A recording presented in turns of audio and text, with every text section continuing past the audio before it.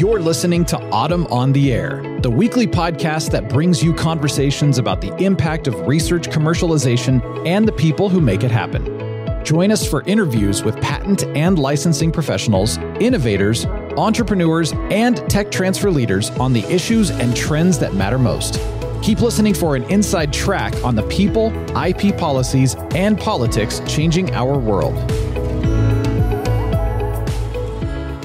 Welcome to Autumn on the Air. Today, we're diving into a topic that's crucial for tech transfer professionals, bridging the gap between academic research and community impact. Joining us for this discussion today is Kendra Stenzel, the Director of Innovation Talent at the University of Kentucky's Office of Technology Commercialization. Kendra works to train the next generation of entrepreneurs and commercialization professionals. Her mission is to help inform researchers on how to think about commercializing their research outcomes into solutions and innovations that are truly going to make a positive impact on the community and the ecosystem. With her extensive experience, including her role with the Kentucky Network for Innovation and Commercialization, Kendra brings a wealth of knowledge on how to effectively translate research into impactful innovations. Welcome, Kendra. I'm really excited to have you on the podcast today. Thank you so much for having me here today. I'm super excited to have a conversation. Yeah, and I'm excited about this conversation. And I thought maybe, Kendra, the best way to kick the podcast off today was to ask you if you could explain what you see as the biggest challenges in translating academic research into community impact. Yeah, so there are so many challenges that I see with innovators, especially trying to translate their academic research into that community impact. But for me, it falls more along the lines of educating them, and not just on the language and the terminology that we use as an office, but it's really around the framework and the process that it takes to translate something from, say, an academic lab out into something that is usable and tangible within the community. So when you work with these innovators, Kendra, what do you think are some of the common misconceptions or maybe challenges that they face regarding the commercialization of their research? And, once you've identified those, how do you address them? Yeah, so I commonly see two misconceptions, at least with the innovators in my portfolio. And, I work with a lot of deep tech, health-related medical devices. So there's a lot there. But some of them just don't understand that their innovations aren't necessarily market ready or community ready. So they come to me and they're like, hey, I solved this problem. It's ready to go. And what they view as the current readiness of their innovation versus the readiness that a partner would see don't always line up, and trying to get them to kind of understand that is a challenge. And, to address that one, we set up these meetings a lot of times with venture builders, but also with entrepreneurs and residents, people that have spent time in industry, and then potential people that we could envision licensing our technology to, and just having that high level conversation about the milestones and the things that these industry partners need to see in order to engage with us and take that technology forward is huge. And then the second misconception, I think this is huge, is really getting innovators to understand the term commercialization. So many people that think that our main motivations in the office is to really take their innovation and make millions of dollars on it. And that's not our goal. Our goal is actually to effectuate the impact within the community by choosing a commercialization path that makes the most sense for that innovation. And that doesn't necessarily mean take it and monetize it and kind of use the researchers, right? We're really focused on making a difference within the community. So how do you get them to accept the impact part of it? Do they eventually come around? Is that where you kind of end up, or how does that work? A lot of it is in the relationship, and it's being intentional with the relationship. It's a lot of legwork too, right? to build that trusting relationship with our innovators and to really have those conversations and understand their point of view while also communicating our perspective as well. So, Kendra, I know many tech transfer professionals struggle with balancing the academic focus on research with the need for commercialization. Are there any strategies that you found during the course of your career in encouraging researchers to think about the market potential early on in their projects? Yeah, you're right. And it's a huge struggle. A lot of it is still down to the relationship and the programming and the messaging within the office. But for me personally, and I know this to be true for many tech transfer professionals, I have a basic science background. I'm trained as a scientist. I've been in the shoes of many of our innovators. And so within my position in tech transfer, I've really been able to relate to the researcher and invest in that relationship. I meet them where they are, and that's in their labs and at research days. It's being able to have that conversation about the science and tease out some of the ways to make that impact into the community. And more recently, it's been able to provide education around commercialization and impact and really defining it through that research lens and outlining the path forward. So when I have conversations with researchers, I make sure to use their language and start to introduce them to our language. So when we do talk about the market potential early on, we're not hitting them hard with that language. We're thinking more about outcomes and impacts in that light. Now, I want to focus a little bit on this whole concept of getting researchers to think about the market early on, which you just alluded to. Even when you're able to do that, there are still barriers that keep innovations from reaching the community. Share with us, if you could, some of the common barriers that prevent research from making it out of the university and into the community. Yeah, absolutely. A lot of times it's a bandwidth issue. Many of our innovators are faculty members and they have teaching responsibilities, labs to run, grants to manage, and administrative or other responsibilities, especially if they're clinicians. So there's just not a lot of time for them to devote to getting their research out into the community. It's not that they don't want to and they don't see that path forward. It's just, communicating to them that in order to make this happen, you have to have bandwidth. You have to have somebody else to take it forward, whether that's a graduate student or a postdoc. It's just, we can't all save the world in one fell swoop, right? It takes time. Another comes in the form of resources and knowledge. So resources, not just in terms of the money that it takes to get the things to the market. So whether that's prototyping or having the lab space, but it's also having all the necessary qualifications. So with medical devices, making sure that, you have an ISO manufacturing capabilities and making sure that you have all the documentation. And then that also falls in line with the knowledge, right? So the knowledge and the support, are they hitting the milestones? Do they have everything that they need to kind of take this forward and get it outside of the university and into the community? Now, there are many different types of innovations that come out of university research. So how do you tailor commercialization strategies for all these different types of innovations? And I'm thinking particularly of medical devices. And what are some of the unique challenges that medical technologies present, and how do you overcome them? Yeah, that's a great question. And you're right. We've seen so many different kinds of innovations, even within my medical device portfolio, especially when there's a software component. And so it's really getting the innovators from, the very beginning to think about commercialization pathways.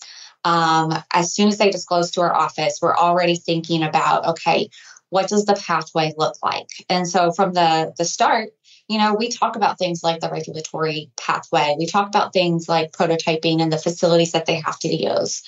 And so we're very fortunate that through our LaunchBlue team, we have tons of programmings from our innovation training program that tackles the high level, top of the funnel education around innovation. But then we have our experiential programs like our UXL program and our regional I-Corps program that gets the innovators engaged, gets them out of the lab, and gets them thinking about not just that pathway forward, but also thinking about their stakeholders and how they engage with their stakeholders and the different kind of hurdles that they're going to need to overcome in order to make this a success.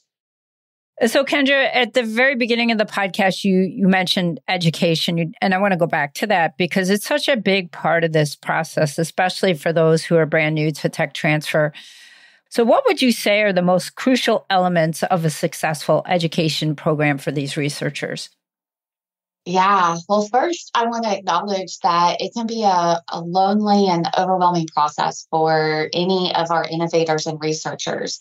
So from the very beginning, we want to show them that we have created a warm and inviting space and that we are present with them, that they're not alone. I like to take it a step forward and I like to acknowledge the courage that it takes to jump into this new arena and to learn something completely foreign to them. A lot of them, they spend all their time in their lab and that's all they know. And it is scary to step outside the lab and think about. Really scary. It is, right? And especially when you think about validating your hypotheses, like we talk about, our initial customer segment and going to them and, this is their baby, this is their life work. And so I think that it's important to really acknowledge that the work that they're doing, regardless of the market impact, is important and it's crucial. And, that really starts that trusting relationship from the very beginning. But also having programming where they can see themselves and being able to tailor that education to meet their needs is super crucial. So we don't want to ever alienate innovators by putting innovation and commercialization in a box. So being able to think outside that box and to communicate that everyone can be an innovator and, they can do this, right? So we spend a lot of time listening and identifying where we can come in and we can help with that education. And being able to show them that there are people just like them that have gone through these programs and they have been educated in this space has been really helpful too. So reflecting for a little bit, if you wouldn't mind, Kendra, on your work with the Kentucky Network for Innovation and Commercialization, what role do proof of concept funding and other early stage resources play in bridging the commercialization gap? And how do you think tech transfer offices can better support innovators at this stage? Yeah, so this type of funding, and I love this. This is a program that is near and dear to my heart because it does open so many doors, right? So I had the opportunity of working with a brilliant team through Kinetic. And it was because of that proof of concept funding that they were able to get where they are today, which is having participated in Regional I-Corps and now starting a company. And so the dollars that are used to put towards proof of concept development are crucial because it's not just a normal research grant. Because you're actively doing something to funnel the innovation forward. But I think the most important part of proof of concept funds and programs like Kinetic are really the education and the framework that is brought to the innovator. So it's very hands-on. They're learning elements of commercialization. They're learning about the regulatory pathways. They're learning about stakeholder engagement. And then they get to work with people and they get to be in contact with people from industry to help them formulate those milestones. And so you see the shift of, they're so focused around the research and they want to perfect their baby. And then now they're taking it and they're thinking about, the steps that they need to accomplish to get this ready for someone to engage with them or ready for an FDA submission. And that part is crucial because we don't want to sit here and spin our wheels. We don't want to sit here and waste a lot of time doing the wrong experiments or doing the wrong things. So it's really putting up those guardrails for them to operate under. Yeah, that makes a lot of sense. And another topic I wanted to turn to now is collaboration, because that's a key theme in what you do, Kendra. Tell us, how do you identify and cultivate partnerships that align both with the university's goals and the needs of the broader community? Yeah. So collaboration is huge, and we aren't where we are today without our partners and without our stakeholders. And so it's really, being comfortable in the things that we do well at, and it's being comfortable in our mission.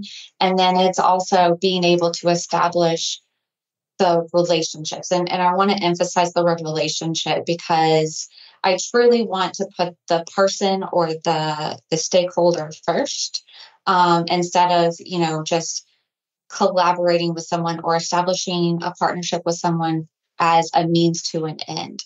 And so it's really doing a lot of listening, and it's listening to the stakeholders and listening to the community to really identify their own goals and their gaps and their objectives, and then seeing how we can come in and support one another. And it's being able to acknowledge when something is going to work, and then where something may not work within the moment, but maybe there's a chance for it to work in the future, and to be honest with that and comfortable with that. And so, it's a lot of listening. Yeah, I would imagine you've become a very good listener at this point. I like to think so. You're very good at what you do, so I'm sure that's not a problem for you. Well, thank you. So, Kendra, in your role at the University of Kentucky, tell us, how do you measure the long-term impact of intellectual property assets? Are there some metrics or outcomes that you found are most indicative of success? Yeah, great question. And what a loaded question, right? Because I like to start off with, well, how are we defining success? And that really goes back to understanding our stakeholders and understanding what our stakeholders view as success, which is hilarious because I just created a course around this and, understanding the different perspectives. But, when it comes to the intellectual property assets, yes, we are spending the university's money to protect these innovations. And so we do have quantitative metrics that we have to report, and we want to be able to speak to an impact from a revenue perspective. But I like to kind of dabble in the qualitative metrics. And what do I mean by this? So I like to look at the innovator, and I like to look at the team. I like to look at where they came into our office and then how they've grown. And so how did they grow in the knowledge? How did they grow in the activities that they needed for commercialization? As a result of interacting with our office, was their innovation better positioned for success? And this can be measured in terms of feedback from our industry partners or venture builders, or even in terms of the feedback from an SBIR.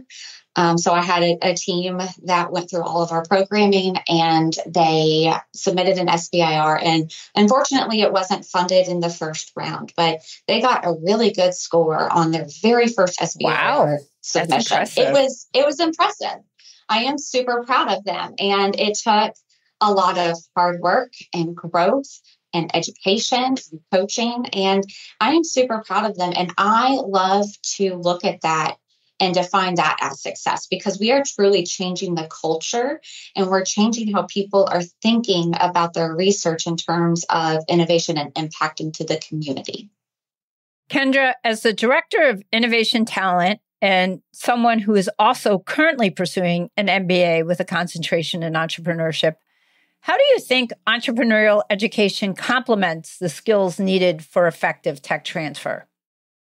Yeah. So I thought long and hard about, how am I going to use my MBA, and specifically in that entrepreneurship space. I have not started a company, so I can't speak to that experience, but I am so fortunate that the MBA that I am getting, it has really taught me to think in terms of strategy. And so in one of my classes, we learned about taking a design thinking approach to identifying the problem and then co-creating the solution within the community.